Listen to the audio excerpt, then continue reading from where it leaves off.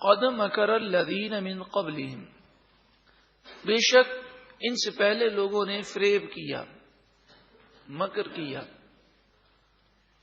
اور اسلام کو نقصان پہنچانے کے لیے بڑی پلاننگ کی۔ قرآن مجید فرقان حمید ان کی پلاننگ کو اس طرح بیان کرتا ہے کہ جو انہوں نے اسلام کے خلاف پلاننگ کی تھی، منصوبے بنائے تھے، انہی منصوبوں نے انہیں تباہ کر دیا۔ اس کی مثال قرآن مجید فرقان حمید یہ بیان فرما رہا ہے آگے کہ جیسے کوئی شخص بہت بڑی عمارت بنائے اور بہت اونچی عمارت بنا کر وہ اس میں رہائش اختیار کرے اور وہ عمارت اس کے اوپر گر جائے، تو بتائیے اپنی ہی بنائی ہوئی عمارت نے اسے تباہ کر دیا۔ ایسے ہی جتنے کفار اسلام کے خلاف کوششیں کر رہے ہیں، ایک نہ ایک دن یہی پلاننگ، یہی منصوبے خود انہیں تباہ کر دیں گے۔ اور ہم تو آج اس دنیا میں ان کافروں کی تباہی دیکھ رہے ہیں۔ فَأَتَى اللَّهُ بُنْيَانَهُمْ مِنَ الْقَوَاعِدِ، پس اللہ نے ان کی عمارتوں کو بنیاد سے اکھیڑ دیا۔ فَخَرَّ عَلَيْهِمُ السَّقْفُ مِنْ فَوْقِهِمْ، پس ان کے اوپر سے چھت گر گئی۔ وَأَتَاهُمُ الْعَذَابُ مِنْ حَيْثُ لَا يَشْعُرُونَ، اور ان کے پاس اللہ کا عذاب وہاں سے آیا جس کا انہیں شعور بھی نہیں تھا۔ روس کو نہیں معلوم تھا کہ افغانستان میں جانا میرے لیے تباہی ہے، یہ عمل میرے ملک کو ٹکڑے ٹکڑے کر دے گا۔ من حیث لا یشعرون، وہاں سے عذاب آیا جہاں سے ان کا گمان بھی نہیں تھا۔ مفسرین فرماتے ہیں یہ ایک مثال ہے سمجھانے کے لیے، اس کے علاوہ یہ ایک حقیقت بھی ہے، ایسا ہوا بھی ہے۔ مثلا فرماتے ہیں نمرود بن کنعان جو حضرت ابراہیم علیہ السلام کے دور میں تھا، تو اس نمرود نے ساری دنیا پر حکومت کی اور یہ بہت مضبوط بادشاہ تھا۔ اس کی 800 برس کی عمر ہوئی، 800 برس۔ اب آپ سوچیں یہ اللہ تعالی کا اس قدر نافرمان تھا کہ لوگ اسے خدا سمجھتے تھے اور اس کی پوجا کی جاتی تھی۔ 800 برس تک یہ ظلم و ستم کرتا رہا، اسے ڈھیل دی گئی اور آخر کار پھر یہ مچھر سے ہلاک ہوا۔ اس نے ایک بہت اونچی عمارت بنائی، اس عمارت کی اونچائی علماء نے، مفسرین نے 1000 ہاتھ لکھا۔ 1000 ہاتھ اس کی اونچائی تھی، یعنی فی زمانہ اگر میٹر کے حساب سے دیکھیں یعنی 1000 ہاتھ تو 500 میٹر، 500 میٹر اس کی اونچائی، بہت اونچی عمارت اس نے بنائی۔ اور یہ کہا کرتا تھا کہ میں اس عمارت پر چڑھ کر آسمانی مخلوق سے مقابلہ کروں گا، اور نعوذ باللہ من ذالک یہ کہتا تھا کہ میں اللہ تعالی کا مقابلہ کروں گا۔ تو یہ تو مچھر سے ہلاک ہوا۔ اس کے ماننے والے اور اس کے پجاری اس عمارت میں رہنے لگے اور یہ دن رات مسلمانوں کے خلاف پلاننگ کرتے۔ ایک دن یہ پوری عمارت گر گئی اور جتنے لوگ اس میں موجود تھے سب ہلاک ہو گئے۔ ثم یوم القیامت، پھر قیامت کے دن، یخزیہم، اللہ تعالی انہیں ذلیل و رسوا فرمائے گا۔ وَيَقُولُ، اور فرمائے گا، أَيْنَ شُرَكَائِيَ الَّذِينَ كُنْتُمْ تُشَاقُّونَ فِيهِمْ، کہاں ہیں میرے وہ جھوٹے شریک جن میں تم جھگڑتے تھے کہ ان بے جان بتوں کو تم نے میرے برابر اور میرے مد مقابل ٹھہرایا۔ کہاں یہ تمہارے جھوٹے معبود آئیں اور تمہیں میرے عذاب سے بچائیں۔ قال الذین اوتوا العلم، علم والے کہیں گے کل بروز قیامت، ان الخزي اليوم والسوء علی الکافرین، ساری رسوائی اور برائی کافروں پر ہے۔ کل بروز قیامت جو جاننے والے ہیں وہ یہ اعلان کریں گے کہ آج کافروں کی بربادی ہے۔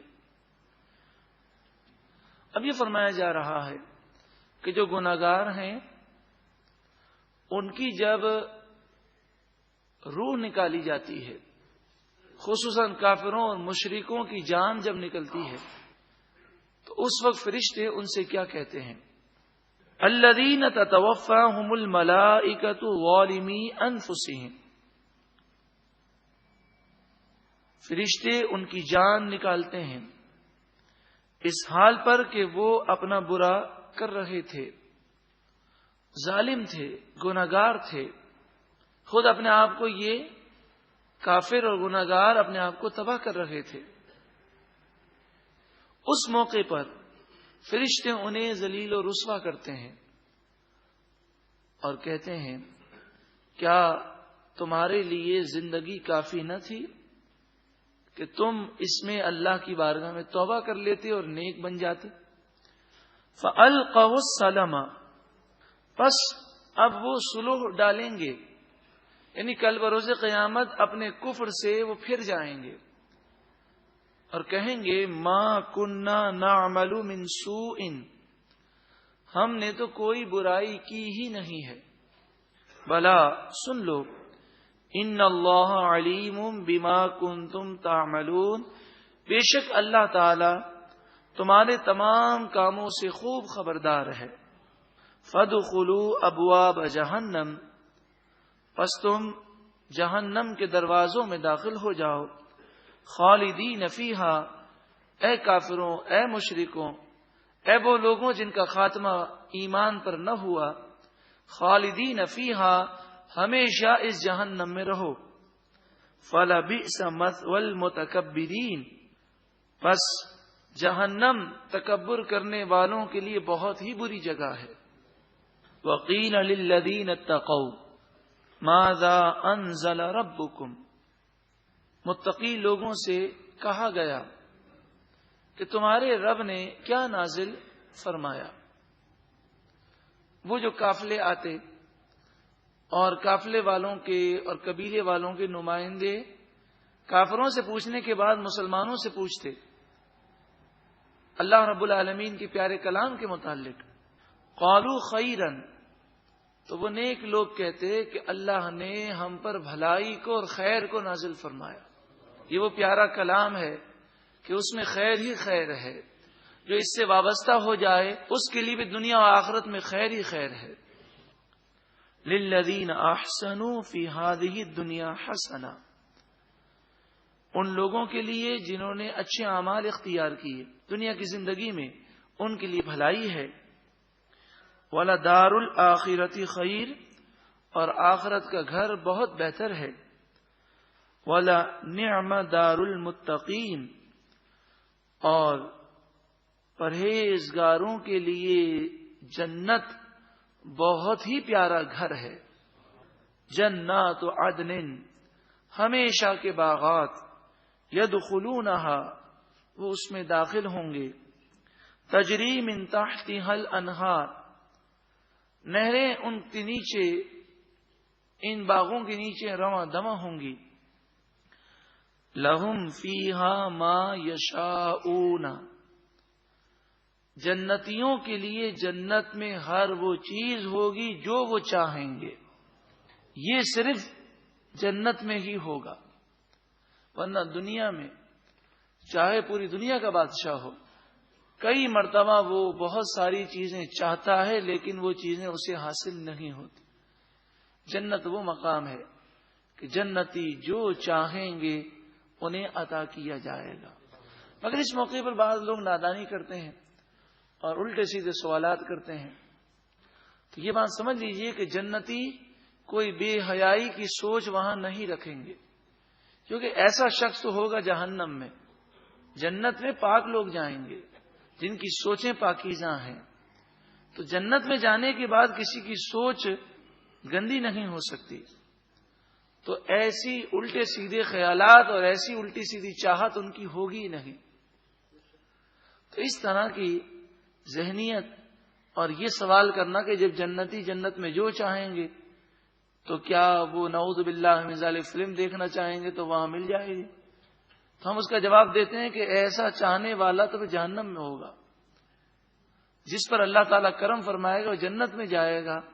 وہ اللہ تعالیٰ کے نور سے ایسا منور ہوگا کہ ایسا خیال اس کے دل میں آ ہی نہیں سکتا. کذالک یجزی اللہ المتقین، اسی طرح اللہ تعالیٰ متقیوں کو صلہ عطا فرمائے گا.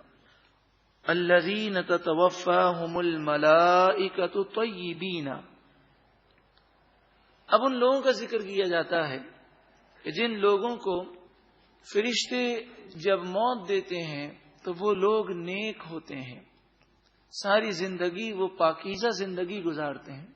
طیبین، ستھرے لوگ، پاکیزہ لوگ، جن کی سوچ بھی پاکیزہ، جن کی نگاہ بھی پاکیزہ، جن کے کان بھی پاکیزہ، جن کا دل بھی پاکیزہ، جن کا ظاہر بھی پاکیزہ اور باطن بھی پاکیزہ. اللہ تعالی ہم سب کو ایسی پاکیزگی نصیب فرما. یقولون سلام علیکم، فرشتے جب روح قبض کرتے ہیں تو آ کر کہتے ہیں کہ آپ کے رب نے آپ کو سلام کہا ہے. پھر جنت ان کے سامنے کھولی جاتی ہے اور جنت کے نظارے کرائے جاتے ہیں اور پوچھتے ہیں فرشتے کیا آپ یہاں جانا چاہتے ہیں؟ تو وہ شخص کہتا ہے ضرور. تو کہا اس کے لیے آپ کی روح قبض کرنی ہوگی. یعنی فرشتے اس طرح بڑے پیار سے اس نیک شخص کی روح نکالتے ہیں. تو وہ کہتا ہے پھر تاخیر کس بات کی ہے؟ پھر وہ جنت کے نظاروں میں کھویا ہوتا ہے. اور کسی خوش نصیب کو تو محبوب کریم صلی اللہ علیہ وآلہ وسلم کا دیدار نصیب ہوتا ہے اور وہ جنت میں اور حضور صلی اللہ علیہ وآلہ وسلم کے دیدار میں کھوئے ہوتے ہیں. اور پھر ان کی روح ایسے نکلتی ہے جس سے خشک آٹے سے بال نکل جاتا ہے کہ ذرہ برابر بھی کوئی تکلیف انہیں نہیں ہوتی. اللہ رب العالمین ایسی برکتیں ہم سب کو عطا فرمائے. تو فرشتے ان سے کہتے ہیں یقولون، وہ کہتے ہیں سلام علیکم، تم پر سلامتی ہو، تم پر سلام ہے. علیکم ادخلوا الجنہ، تم داخل ہو جاؤ جنت میں. بما کنتم تعملون، اس وجہ سے کہ جو تم کام کیا کرتے تھے، جو نیکیاں تم نے کی ہیں اس کا صلہ یہ کہ اب تمہیں جنت میں داخلہ نصیب ہوگا. مومن جنت میں تو جب فیصلہ ہو جائے گا اس کے بعد جائے گا، لیکن جنت کی نعمتیں اس کی روح جہاں بھی ہو وہاں پہنچتی رہیں گی. نزا کے عالم میں جنت کی ہوائیں، جنت کی نعمتیں، قبر میں جنت کی کھڑکی، میدان قیامت میں عرش الہی کا سایہ، اور پھر جنت میں داخلہ ہوگا. هل ينظرون، کس چیز کا وہ انتظار کر رہے ہیں؟ الا، مگر ان تأتیہم الملائکہ، ان کے پاس فرشتے آ جائیں. یہاں مراد ہے موت آ جائے. لوگ گناہوں سے توبہ کیوں نہیں کرتے؟ کس چیز کا انتظار کر رہے ہیں؟ کب توبہ کریں گے؟ جب ملک الموت فرشتوں کی جماعت لے کر اس کی روح قبض کرنے آئیں گے تب وہ توبہ کرے گا. او یأتی امر ربک، یا آپ کے رب کا عذاب آ جائے، اس وقت کیا توبہ کریں گے؟ دنیا میں عذاب آ جائے یا مرنے کے بعد قبر و آخرت میں وہ عذاب کو دیکھیں. کذالک، اسی طرح فعل الذین من قبلہم، ان لوگوں نے کیا جو ان سے پہلے تھے. ان سے پہلے لوگوں نے بھی انتظار کیا اور توبہ کر کے نیک وہ نہ بنے، یہاں تک کہ موت نے ان کے انتظار کو ختم کر دیا.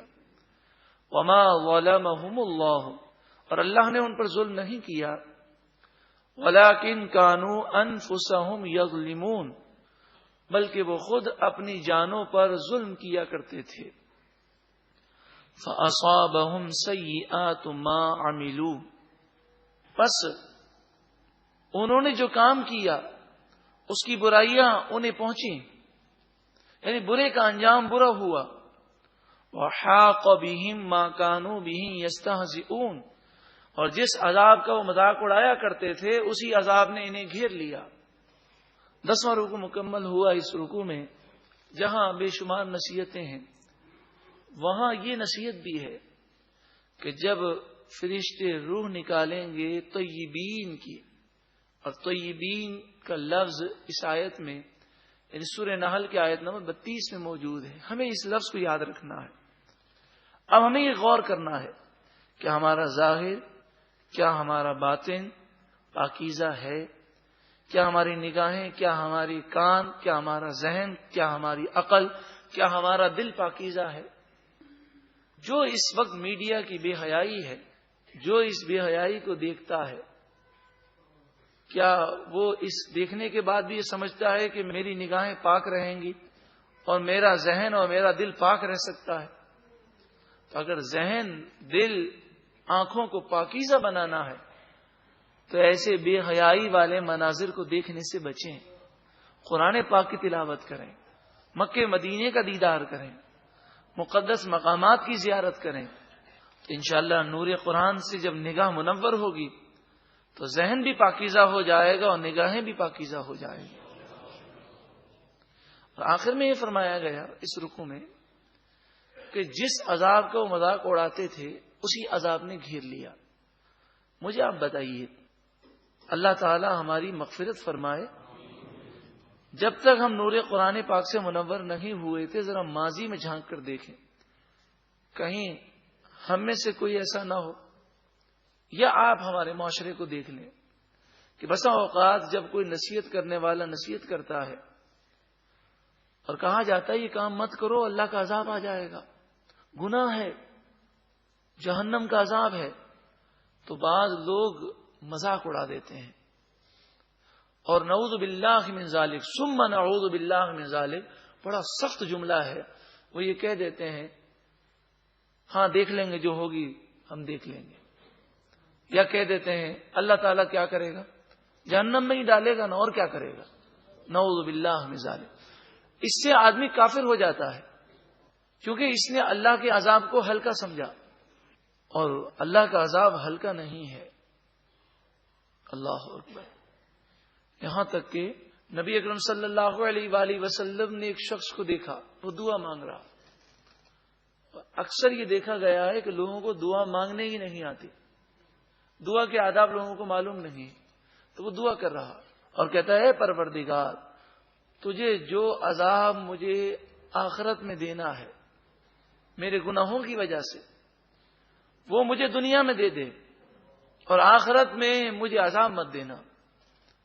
تو نبی اکرم صلی اللہ علیہ وآلہ وسلم نے سنا، فرمایا کہ کیا تم دنیا میں اللہ کے عذاب کی ایک جھلک برداشت کر سکتے ہو؟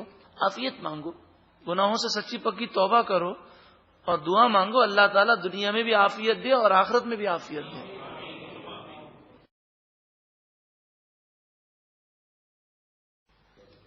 قد مکر الذین من قبلہم، بے شک ان سے پہلے لوگوں نے فریب کیا، مکر کیا، اور اسلام کو نقصان پہنچانے کے لیے بڑی پلاننگ کی.